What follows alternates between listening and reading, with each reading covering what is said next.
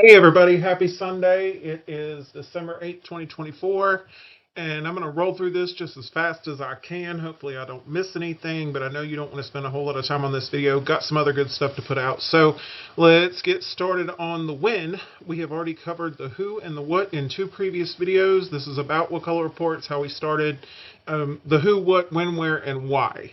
So let's roll right in. All right, we're going to jump right in and let's see. When did the page start? When was the page created? So I don't have a specific date, but it was just before the primary election in Wakulla, August 20th, 2024. So a couple weeks prior, maybe a month prior to that, I had wanted to personally post some things online, some sources I had found in rebuttal to one of the candidates in that race. And actually, it was the only contested race, which was the Kemp Russell race was the only one contested. Ralph Thomas ran uncontested. Josh was the new guy coming in, and Chuck was retiring. So you only have one contested race in the primary.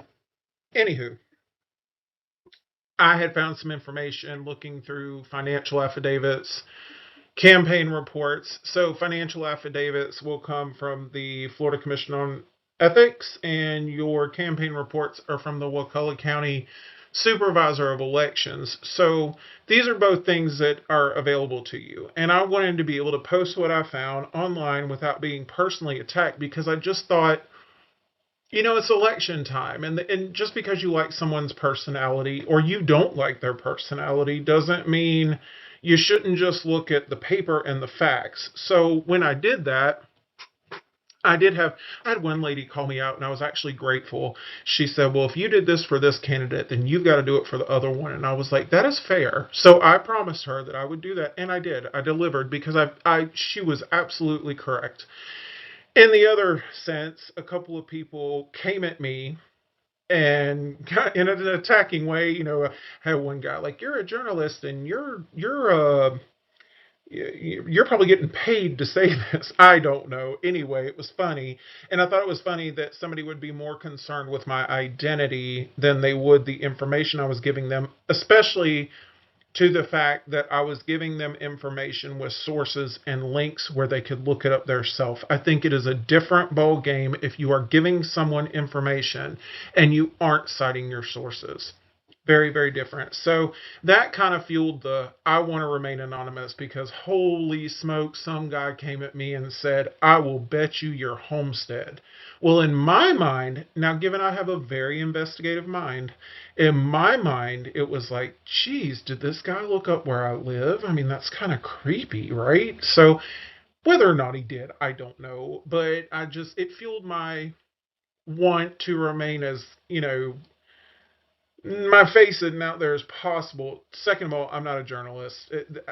It's not my career. I don't get paid to do this. It's no, not happening. So that fueled that. And then once it came around to people sending me a couple of notes in my inbox during that time was like, hey, like the one lady called me out on an actual post and said, "You need to do this." And I was like, that's fair.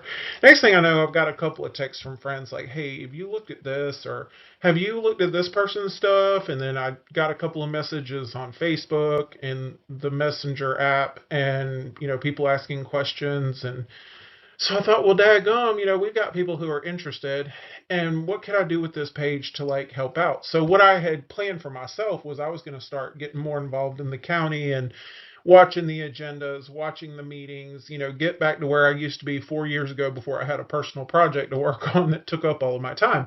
So I thought, well, if I'm going to look at the agenda anyway, then I'm just going to distribute it to everybody else. I mean, maybe they would appreciate that. Nobody has really time to go through this stuff. It takes me about 20 minutes. I read fast. And maybe I'm push out a couple of clips, and what I was doing was taking a snippet of the agendas and putting them online, which, long story short, that's a lot of work. And people seemed to like it, though. They engaged and had questions about the agendas, and I thought, well, that's cool. So we're rolling right along. Next thing I know, we're getting a couple more followers. Girlfriend of mine is like, "You got to get more of this out," and she starts sharing it. Next thing I know, we're up on followers, and I'm like, wow, this is like the accidental thing that happened. Like, okay, this is what we're doing now. So as it morphed on, people got more involved, And then, bam, we've got a couple of arrests, of a sitting commissioner, a well known citizen who is very community involved, and a sheriff's deputy. So, wow, then that happened, and a lot of people are sending me questions about that. And covered a little bit of it. I encourage everybody to get the public records on that before you say we should talk about it or we shouldn't. I will talk about it, but it's going to be selective. And I think mostly what we should all keep in mind is that two very innocent people who literally unknowingly got their personal information slung on the internet and they did nothing to anybody. They actually moved here for safety, right? They moved here because they wanted to come to a place with like minded people and to feel safe. And then their own community, docks them. It's here nor there. We will discuss it, but I will be very selective about what's discussed. You can get all of the records. You can get a copy of the videos. Contact the sheriff's office, and y'all don't break Miss Stokely's fingers from trying to type back to you, but you can get it. It's available to you. It is a public record. So, next, the accidental page kind of had an accidental purpose. So I saw a couple of people had shared maybe some things in the Wakulla Citizens pages and was like, "Oh, Wakulla Reports has got all this." Well, I did. I had the entire report at the time and the entire probable cause document, and they didn't have the videos, but I had someone close to me that had the videos. So I've seen all the videos, I've seen all the backup, and I was posting snippets, and it is a very sensitive problem. People have family ties are pretty tight in this county, so the accidental page was giving an accidental purpose, but I also didn't want the page to be when the arrest happened. I was like, wow, this page has potential to go a couple of different ways. We can be the drama page, we can be the information page, or we can just take the page down. And I thought, well, I'm not taking it down because there's people who actually watch it.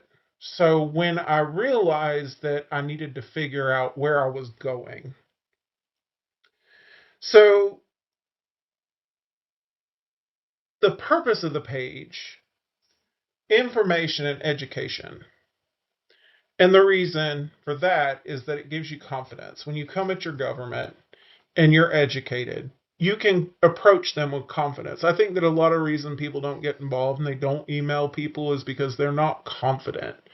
So the goal of the page is to put you in a position where you feel confident and you know what you know and you have seen it in black and white, and you can with confidence say that when you address your government, you can be informed. So that is the goal of the page, right? That is, and we've already talked about some of that. And as we morphed, when I got down to that, I was like, this is where we're going to go.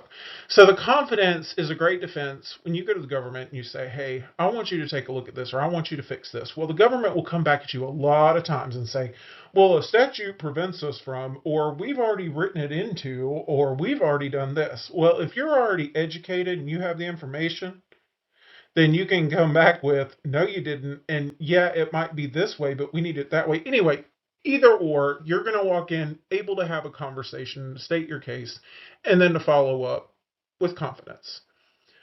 So, personally, oh, let's get to the comments real quick before I move on. So, I made a post the other day on Facebook, but in case you didn't see it and you prefer the video, wanted to cover it.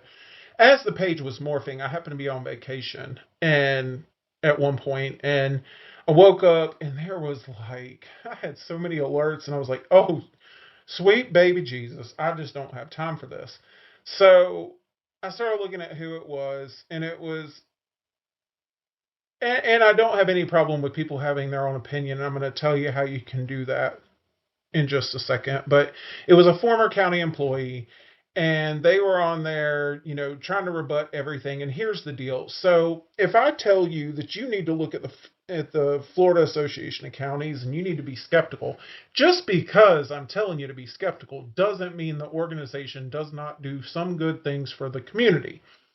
Not saying that. What I'm saying is, don't always let this association off the hook, because look at the connections, right? Connect the dots. There are no coincidences, at least in my world. I mean, there might be a couple, but I always look at it with a skeptical eye. You don't have to if you just want to believe that that is all good and all kosher. So I don't have time to sit there and argue with you. Well, what about this instance? What about that instance? So that's where I was like, okay, I've got to figure out now, do I want to be a community page or do I just want to be information? I knew for my sanity, I needed to be information.